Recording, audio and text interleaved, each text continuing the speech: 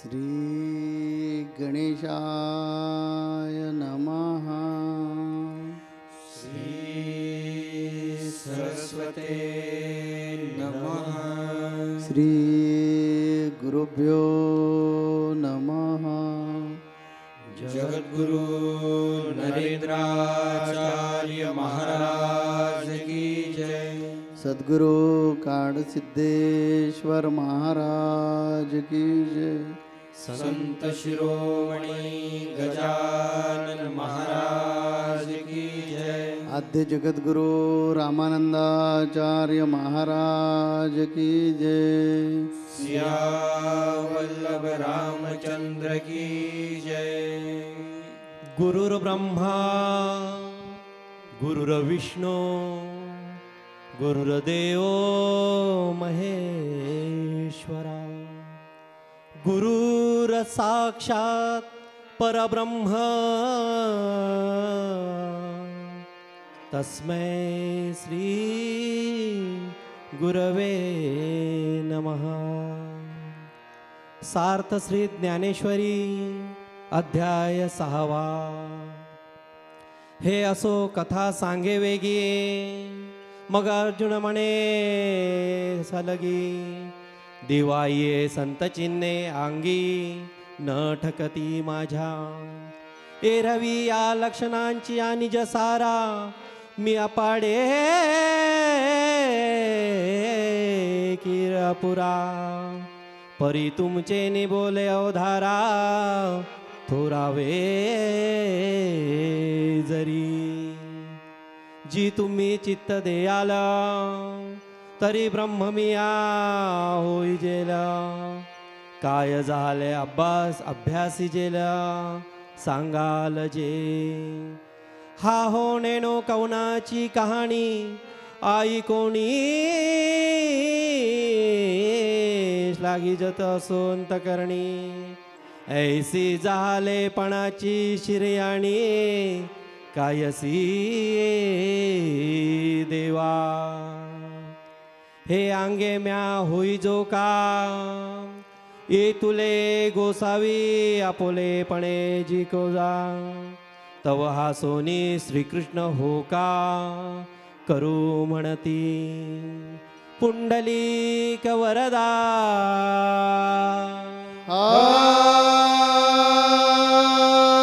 हर विठ्ठल श्री ज्ञानदेव तुकाराम पंढरीनाथ महाराज की जय। जगद्गुरु नरेंद्राचार्य महाराज की जय।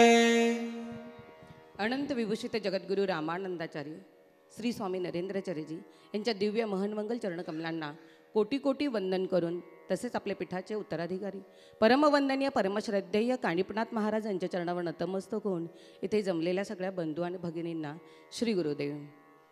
मागच्या आठवड्यातल्या संतसंघामध्ये आपण जगद्गुरु माऊलींच्या अमृतवाणीने अतिशय सुंदर ऐकलं, ते म्हणजे श्रीकृष्णाचं अर्जुनावरील प्रेम।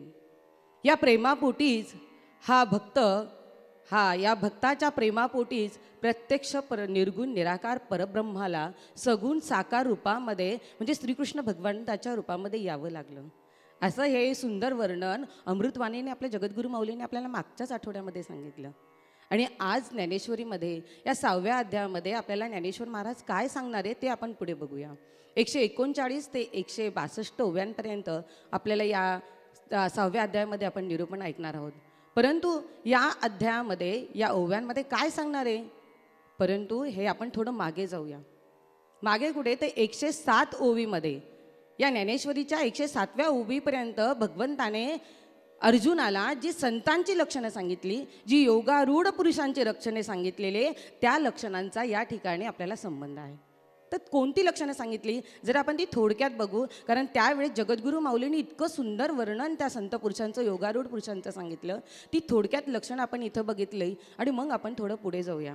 तर काय सांगितलं भगवंताने या संत पुरुषांविषयी, योगारूढ पुरुषांविषयी? तर बघा, हे संत महात्मे, हे योगारूढ पुरुष, हे देहधारी जरी असले तरी त्यांनीच आपल्या सगळ्या इंद्रियांना जिंकलेलं आहे, म्हणून त्यांना जितेंद्रिय असं म्हटलं आहे। आणि मीच विश्व आहे, नवे नवे विश्वची माझे घर आहे, या ब्रह्मानुभूतीने या ब्रह्मरूपपर्यंत गेल्यामुळे त्यांना सगळीकडे ते परब्रह्मच नटलेलं दिसतं. आणि म्हणून त्यांच्यामध्ये माती असो सोनं असो त्यांच्यामध्ये भेदाभेदच नसतो.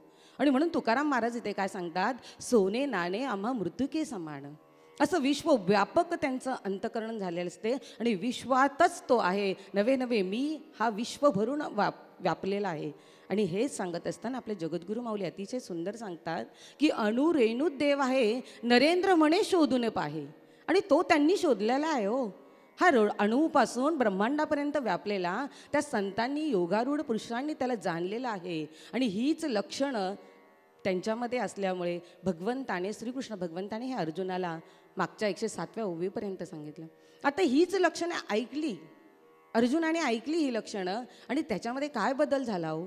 बघा, एखादी राजाची कथा ऐकली, एखाद्या गायकाची कथा ऐकली तर आपल्यालाही त्याचप्रमाणे व्हावंसं वाटतं की नाही, बरोबर आहे की नाही. आणि तसंच आता अर्जुनाला ह्या संत महात्मे योगारूढ पुरुषांची लक्षणे ऐकल्यानंतर त्यालाही वाटायला लागलं की होय, मीही या लक्षणांपर्यंत जाऊन पोचावं, ही लक्षणं माझ्या अंगी यावी वसावी.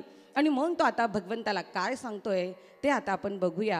आणि काय म्हणतोय अर्जुन भगवंताला, काय म्हणतोय की हे देवा, हे परमेश्वरा, की ही संतचिन्ह काय. मग अर्जुन म्हणे सलगी, देवा ये संतचिन्ह अंगी न ठकती माझ्या. या वाक्यामध्ये काय सांगितलं, सलगीने. अर्जुन सलगीने म्हणजे काय, तर लढिवाळपणे. एखाद्या मुलाला आईकडनं काही हवं असेल तर तो कसा लढिवाळपणे म्हणतो ना आईला, तसंच सलगीने लढिवाळपणे अर्जुन आता भगवंताला म्हणतोय की हे देवा, ही संतांची जी तुम्ही लक्षणे सांगितलेली आहे ना, त्याच्यामुळे मी इतक्या भारावून गेलेलो आहे, परंतु ही लक्षणे माझ्या अंगी वसण्यासाठी मी अपुरा आहे, मी अपात्र आहे. परंतु पुढे जाऊन काय म्हणतो अर्जुन श्रीकृष्ण भगवंताला, परंतु हे देवा, तुम्ही जर मनात आणलं ना आणि तुम्ही जर चित्त दिलं, चित्त दयाल, तरी मी ते ब्रह्म होई का, मी ते ब्रह्मज्ञानापर्यंत पोचेल, परंतु तुमची कृपा असल्यावरच. या ठिकाणी अर्जुन हा भगवंताला आता सद्गुरू राया म्हणतोय हो. हे सद्गुरू राया, तुम्ही जर मनाने आणि माझ्यावर जर कृपा केली ना, तरच मी त्या ब्रह्मस्वरूप व्हायला मला वेळ लागणार नाही. ती संतांची लक्षणे माझ्यात यायला सुद्धा वेळ लागणार नाही, तर तुमची कृपा हवी आहे. बघा, इथे मला सांगावंसं वाटतं की या ब्रह्मज्ञानापर्यंत, शाश्वत ज्ञानापर्यंत, या आत्मज्ञानापर्यंत पोचायचं असेल तर सद्गुरूंची कृपा किती महत्त्वाची आहे. आणि यासाठी ज्ञानेश्वर महाराजांनी आपल्याला काय सांगितलेलं आहे की तरलो आता उद्धरलो सद्गुरू कृपेने. म्हणजेच या ज्ञान मिळवायचं असेल तर सद्गुरूंची कृपा अनन्यसाधारण आहे. त्यांच्या कृपेशिवाय आपण त्या ज्ञानापर्यंत पोचू शकत नाही. आणि या सद्गुरूंचंच वर्णन करताना आपल्या जगद्गुरू माऊली अतिशय सुंदर सांगतात हो. सद्गुरून श्रेष्ठ दुजा नाही कोणी, म्हणून त्यासी विभक्त राहू नये विभक्त गंगा जैसे. म्हण प्रत्यक्ष भगवंत आहे त्यांच्याजवळी, आहे त्यांच्याजवळी. ईश तो सावळा अर्क तो पिंडी माझी उतरला अर्क स्वानंदी बुडाला. नरेंद्र म्हणे स्वानंद हा घ्यावा वेळोवेळा. हा स्वतःचा आनंद, श्वास सुखाचा आनंद, परमानंदाचा आनंद जर पाहिजे असेल तर सद्गुरून श्रेष्ठ कोणीच नाहीये. आणि हेच आता अर्जुनाला पटलं आहे आणि तो विनंती करतोय की ते ज्ञान, ते ब्रह्मरूप मी व्हावं, अशी तो तीव्र इच्छा व्यक्त करतो आहे. आणि बघा, पुढे जाऊन यांनी तीव्र इच्छा व्यक्त केली आणि भगवंताने लगेच काय म्हटलेलं आहे की तेव्हा हसून श्रीकृष्ण म्हणे हो का करू म्हणत असे. काय म्हटलं, त्यांनी तीव्र इच्छा व्यक्त केली आणि भगवंताने हसून सांगितलं, हो हो, तुला ब्रह्मरूप व्हायचं आहे ना, तर मी नक्कीच तुला ते ब्रह्मस्वरूपाला प्राप्त होईल. हे फक्त शब्द ऐकले आणि इंद्रादी देवतांना त्याचा हेवा वाटायला लागला हो अर्जुनाचा. हा किती भाग्यवान आहे, किती अधीन झालेला आहे भगवंत याच्यासाठी की याने फक्त ब्रह्मस्वरूप प्राप्त व्हावं म्हणून इच्छा व्यक्त केली, ती तीव्र इच्छा व्यक्त केली. आणि लगेच भगवंताने सांगावं पण, हो हो, तुला त्या ब्रह्मपदापर्यंत प्राप्त होईल. त्यावेळेस त्या इंद्रादी देवतांना वाटायला लागलं, अहो, ज्याची प्राप्ती करून घ्यायची आहे त्याला हजारो जन्म जावे लागतात, हजारो जन्मानंतर आपल्याला त्या भगवंताची प्राप्ती होते. आणि या अर्जुनाचं सुदैव बघा, काय भाग्यवान आहे तो. किती हा त्याने त्या देवाला, त्या ब्रह्माला, त्या श्रीकृष्ण भगवंताला असं बांधून ठेवलेलं आहे. कशाने बांधून ठेवलं तर त्याने प्रेमाने बांधून ठेवलं, त्याने भक्तीने बांधून ठेवलं. आणि भगवंतही किती अधीन झालेला आहे, कोणासाठी, त्या अर्जुनासाठी. आणि या देवाचं आणि भक्ताचं नातंच असं असतं की भक्त काय करतात, भगवंताला या प्रेमाने आणि भक्तीने बांधून ठेवतात. आणि मग या प्रेमाने बांधलेला भक्त हा देव काय करतो, तर भक्तांची चाकरी करायलाही तो कमी करत नाही हो. एकनाथांच्या घरी त्याने श्रीखंडाच्या रूपाने 12 वर्ष पाणी भरलं आणि जणीसाठी तर दळू कांडू लागला, चोखोबाची ढोरे ओढली. आणि हाच भगवंत साक्षात परब्रह्म संत शिरोमणी गजानन महाराजांच्या रूपाने आज या ठिकाणी आपल्या शेगाववरून नाणीजला येऊन प्रगट झालं. कोणासाठी ते? आपल्या जगद्गुरू माऊलींच्या भक्तीपोटी, आपल्या माऊलींच्या प्रेमापोटी ते या नाणीज नगरीमध्ये ते प्रगट झालं. कारण हा भक्त फक्त भक्ताच्या भक्तीला भुकेलेला आहे, त्याला दुसरं तिसरं काहीच लागत नाही आहे. आणि म्हणून इथे मला एक छोटासा अनुभव सांगावा लागतो की माऊलींच्या अंतकरणात श्वासातच परब्रह्म हे गजानन महाराज आहे. आणि त्यामुळे या आत्ताच झालेल्या 2018च्या प्रगट दिन सोहळ्याचा खूप छोटासा प्रसंग अनुभव ह्या सगळ्या भक्तगणे तुम्ही आम्ही सगळ्यांनी घेतला हो. काय घेतलं तर बघा, आपण या गजानन महाराज प्रगट दिनाच्या दिवशी सगळेजण इथे जमलो.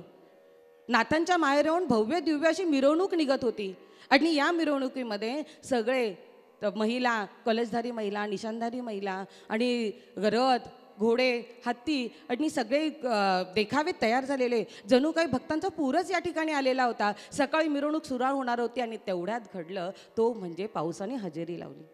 सकाळी पाऊस सुरू झाला, कार्यकर्त्यांची धावपळ सुरू झाली, व्यवस्थापकांना चिंता वाटायला लागली की आता हा कसं काय होईल, हा व्यत्यय आलेला आहे. आणि म्हणून संदीप म्हात्रेने जगद्गुरू माऊलींना फोन केला की माऊली आता मिरवणूक सुरू होणार आहे, परंतु हे पावसाने व्यत्यय आणला. माऊलींनी फोनवरून एवढंच सांगितलं, मिरवणूक कोणाची आहे? महाराजांची ना, ते बघून घेतील की. आणि माऊलीने एवढा शब्द उच्चारावा आणि हा हा म्हणता तो पाऊस विरून जावा हो. आणि काय सुंदर ती भव्य दिव्य अलौकिक अशी मिरवणूक निघाली. आणि काय माऊलींच्या मनात होतं, रखरखतं ऊन आता पडणार, माझ्या भक्तगणांच्या पायाला चटके बसणार. आणि म्हणून असे काही आश्चर्य घडलं त्या दिवशी की त्या दिवशी ढगाळ वातावरण, मंगलमय वातावरण झालं. जणू काही या आमच्या भक्तांसाठी या माऊलींनी, या सद्गुरूरूपी जगद्गुरू माऊलींनी आपल्यावर जणू कृपेची छावलीच धरली हो. हा भक्त, या भक्तासाठी हे देव किती अधीन होतात हे आपण बघितलं. आणि तसाच अधीन झालेला श्रीकृष्ण भगवंत, अर्जुनाची भो म्हणावं, त्याने उच्चारावं एवढी तीव्र इच्छा त्याला प्रगट झालेली. पण हाच अर्जुन जर बघितला तर 1 ते 5 अध्यायापर्यंत हा अर्जुन कसा होता हो. हा विकारी म्हणजे काय, त्याच्या मनामध्ये त्याने रणभूमीवर गांडीव धनुष्य खाली टाकून दिलं होतं.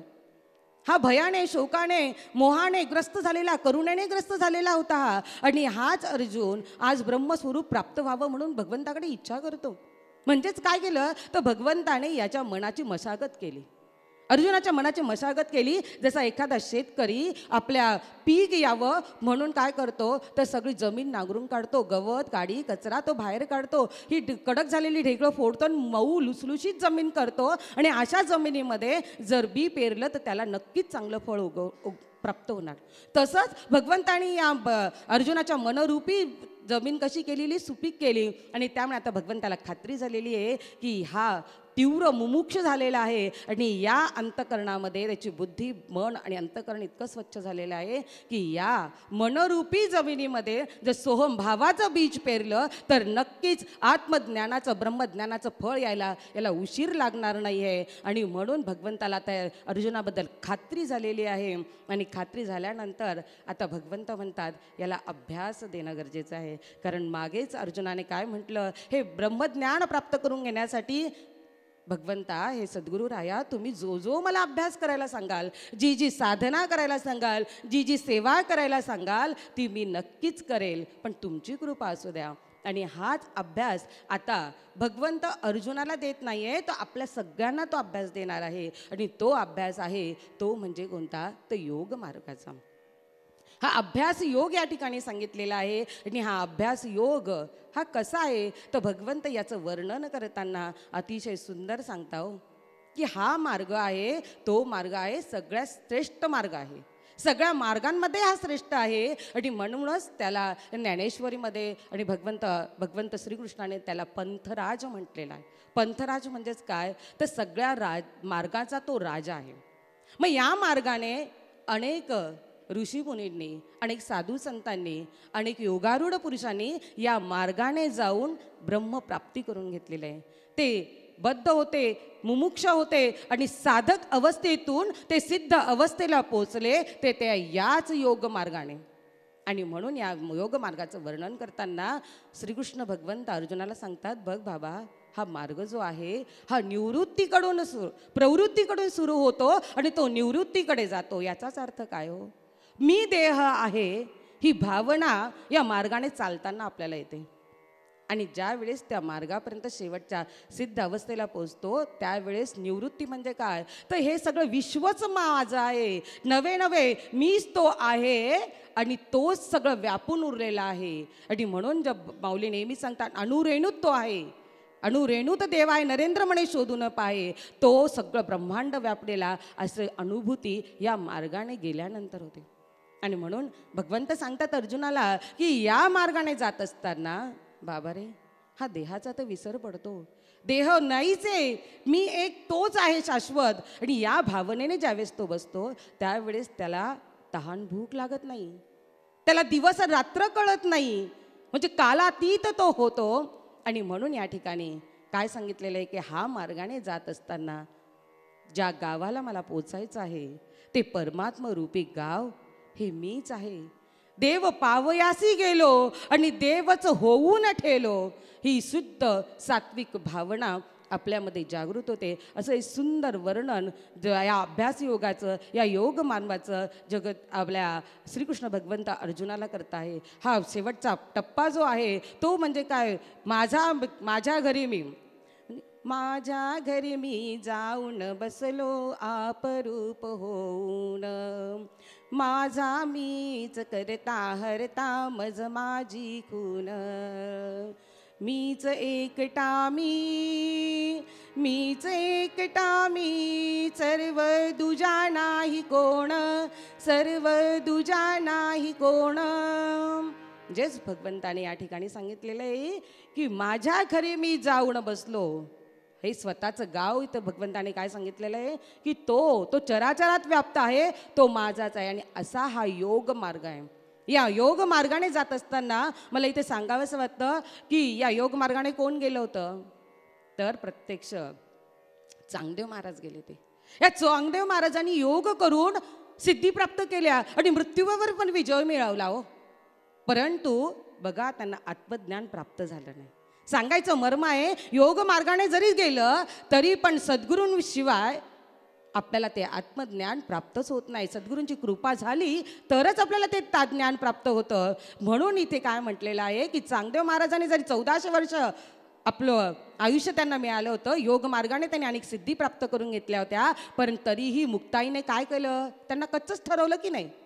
आणि म्हणून ज्या वेळेस हे चांगदेव महाराज ज्यावेळेस मुक्ताईकडे आले आणि मुक्ताईनं गुरु केलं, त्याच वेळेस त्या ब्रह्मज्ञानापर्यंत ते पोचले आणि तेच ज्ञान प्राप्त करून घेतलं. आणि म्हणूनच कोणताही मार्ग जरी असला, परंतु हा आता अनेक मार्ग सांगितलेले, मागे कर्म मार्ग सांगितला, हा योग मार्ग सांगितला. आणि या योग मार्गामध्ये सुद्धा सगळ्यात श्रेष्ठ कोण असेल तर ते फक्त आणि फक्त सद्गुरू आहे. आणि म्हणून आपण सगळ्यांनी काय करायला पाहिजे? या सद्गुरूंच्या संत संघाला जरूर आपण यायला पाहिजे.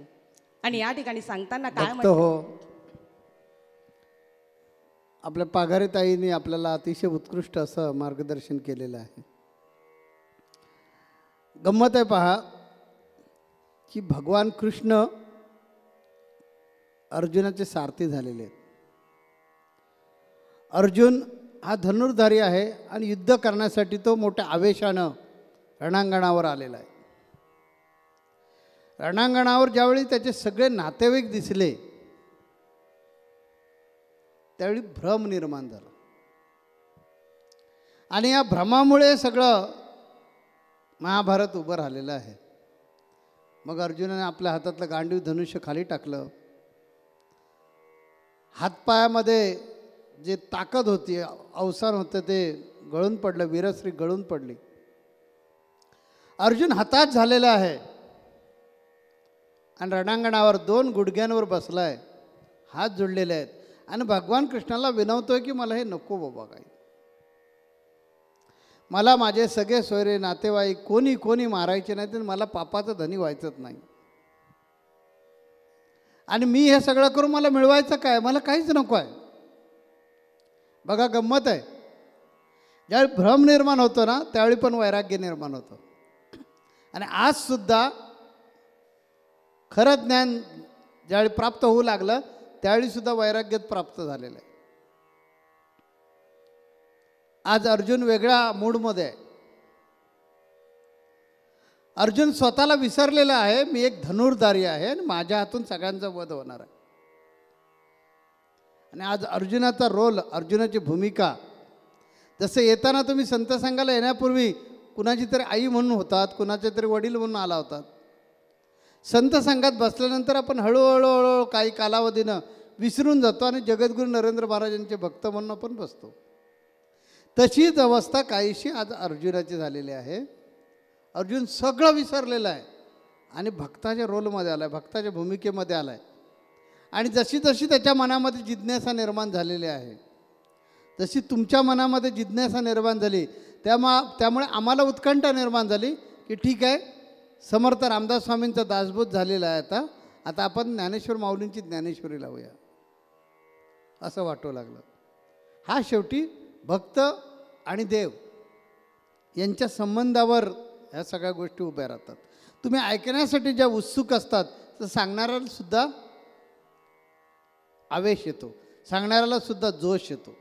तशा प्रकारे भगवान कृष्णामधले आता गुरुवर्य जागृत झालेले आहेत.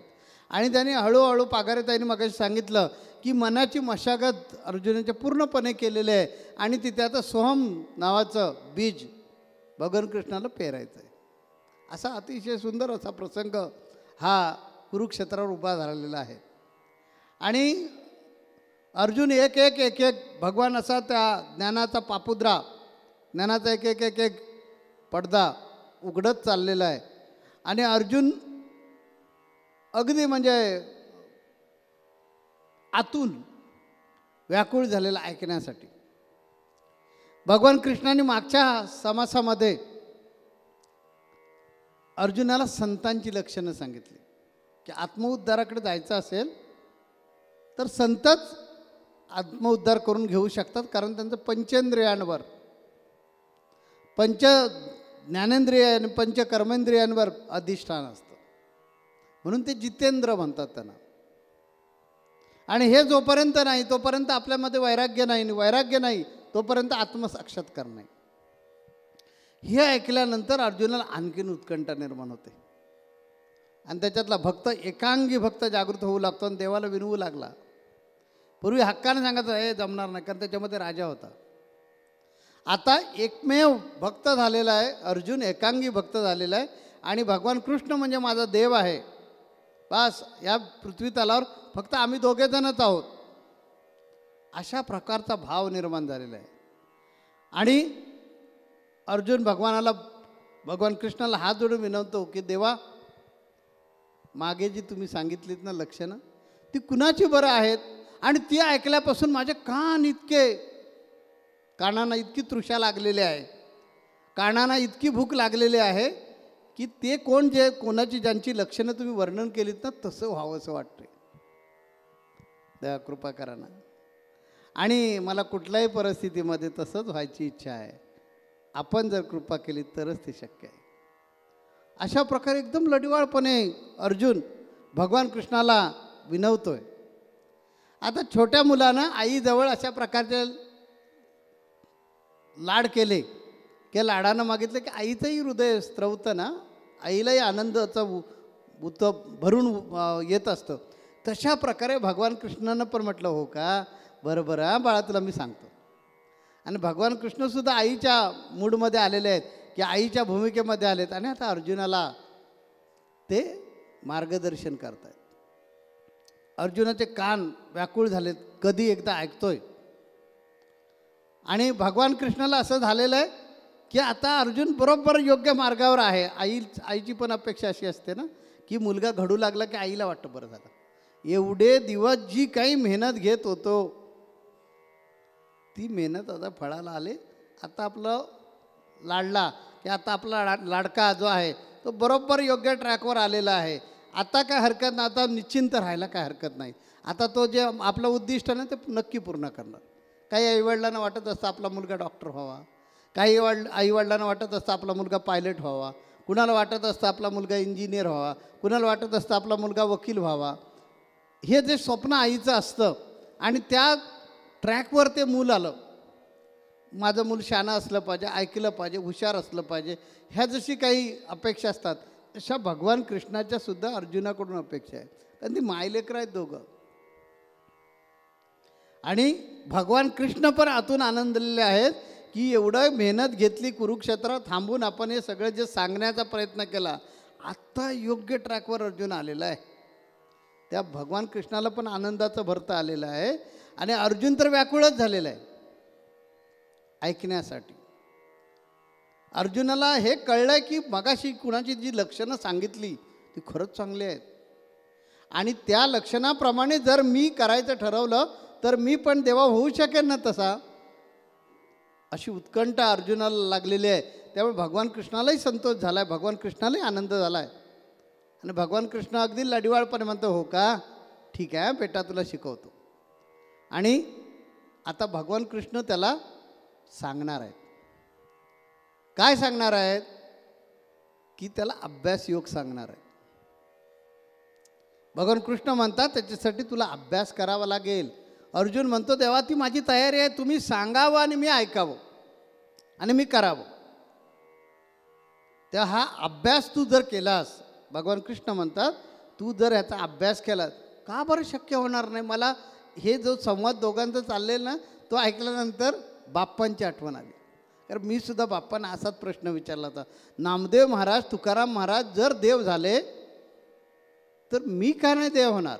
मला त्यांचा उपमर्द करणे की अपमान करणे हा उद्देश नव्हता. मला त्यांच्याबद्दलचा अभिमान आहे की हे सुद्धा गृहस्थी होते आणि ही माणसं असून, कारण आम्ही पांडुरंगाला पाहिलेलं नाही आहे, आम्ही भगवान कृष्णाला पाहिलेलं नाही, आम्ही रामाला पाहिलेलं नाही, पण नामदेव महाराज जे आहेत हे नामदेव महाराजांचे आजसुद्धा वंशज आहेत, तुकोबारायांचे आजसुद्धा वंशज आहेत. याचा अर्थ तुकाराम महाराज होऊन गेलेले आहेत, नामदेव महाराज होऊन गेलेले आहेत आणि हल्लीचे आहेत. आणि असे जर सत्पुरुष देवळ पण फिरवू शकतात, एवढं ज्याच्यात सामर्थ्य आहे. नामा हाती देव दूध प्याला, त्याने फिरविले देवाला आहे, असं ज्याच्यामध्ये सामर्थ्य आहे त्या नामदेव महाराजांबद्दल अप्रूप असणार ना, त्या तुकोबारांबद्दल अप्रूप असणार ना. कारण ज्यांची इंद्रायणीनं अभंग गाता काही दिवसानंतर वरती काढून दिली, अशा तुकाराम महाराजांबद्दल अभिमान, उत्सुकता, प्रेम, जिव्हाळा असणारच. आणि म्हणून त्या जिव्हाळ्यापोटी मी बाप्पांना प्रश्न विचारला होता की मी का देव होणार नाही. जे भगवान कृष्णाने उत्तर दिलं तेच बाप्पाने मला उत्तर दिलं होतं त्यावेळी, की तुला जर संत, भगवान कृष्ण काय बोलले की तुला जर त्यांच्यासारखं व्हायचं असेल, म्हणजे कुणासारखं, त्या संतांसारखं व्हायचं असेल तर अभ्यास करावा लागेल. आणि बाप्पाने पण मला तेच सांगितलं की तुला जर नामदेव महाराज व्हायचं असेल, तुकाराम महाराजांसारखं व्हायचं असेल तर तुला त्यांच्यासारखं वागावं लागेल, जगावं लागेल, राहावं लागेल. अध्यात्म नुसतं ऐकून चालत नाही, शिकून चालत नाही, जगावं लागतं. तशी तुझी जगायची तयारी असेल तर तू का नाही बरं होणार. आणि त्याच दिवशी मी चंग बांधला, जसा अर्जुन चंग बांधणार आहे पुढे, तसं त्याच दिवशी चंग बांधला. जर हे देव होऊ शकतात तर मी का नाही देव होणार. आणि या गोष्टीची मला प्रेरणा मिळाली आणि त्यामुळे आजपर्यंत ज्या या अवस्थेला आम्ही आलो तर ती प्रेरणा आहे, नामदेव महाराजांची प्रेरणा आहे, तुकोबारायांची प्रेरणा आहे. आणि त्या प्रेरणेनं इथपर्यंत आणलेलं आहे. तशी ती प्रेरणा निर्माण होण्यासाठी भगवान कृष्णाने काय केलं आहे, अर्जुनाला सांगितलं, अरे बेटा ते काही कठीण नाही आहे, अशक्य नाही आहे, पण त्यासाठी अभ्यास करावा लागेल. अर्जुनानं लगेच सांगितलं, एका क्षणाचा विचार न करता सांगितलं की देवा ते मी मान्य करतो, तुम्ही सांगाल तो मी अभ्यास करेन, पण मला ते सांगा. तर देव म्हणाले की हा अभ्यास योग जो आहे, हा अभ्यास योग सगळ्या आध्यात्मिक मार्गांचा राजा आहे. आणि त्या मार्गाने जर तू गेलास, का बरं तू देव होऊ शकणार, का बरं तू तसा संतांसारखा होऊ शकणार नाहीस. पण बेटा लक्षात घे, हा योग मार्ग काय करतो. परत अर्जुनाचा प्रश्न आहे ना की देवा हा योग मार्ग जो आहे, अभ्यास योग जो आहे, ह्याची परिणिती शेवटी कुठे सविस्तर सांगा, पण उत्सुकता लागलेली आहे, उत्कंठा लागलेले सांगा ना, ह्याचं काय नेमकं शेवट कसा होणार. तर देवाने सांगितलं ह्याचं काय नाही आहे, प्रवृत्तीकडून निवृत्तीकडे जायचं आहे. त्या प्रवृत्तीकडून निवृत्तीकडे कसं जायचं ते तुला अभ्यास योगामध्ये शिकावं लागेल. ते भगवान कृष्ण आता अर्जुनाला प्रवृत्तीकडून निवृत्तीकडे कसे नेणार आहेत ते आपल्याला ऐकण्यासाठी पुढच्या संत संघामध्ये यावं लागणार आहे. तिथे ते सांगणार आहेत. आणि म्हणून आपण पुढच्या संत संघामध्ये जरूर भेटूया. आणि प्रवृत्तीकडून माणसानं निवृत्तीकडे कसं जायचं, म्हणजे आपल्यामध्ये हे माझं ते माझं ते माझं ही प्रवृत्ती झाली. आणि आपलं असूनसुद्धा, कारण तुम्हालाही उत्कंठ आहे, मला कल्पना आहे की आठवडाभर काही साधकांच्या मनात राहणं ही प्रवृत्ती निवृत्ती काय, म्हणून उत्कंठ राहणार. जसं अर्जुनाला उत्कंठ राहिली होती तशी तुम्हालाही उत्कंठ राहणार. म्हणून थोडंसं तुम्हाला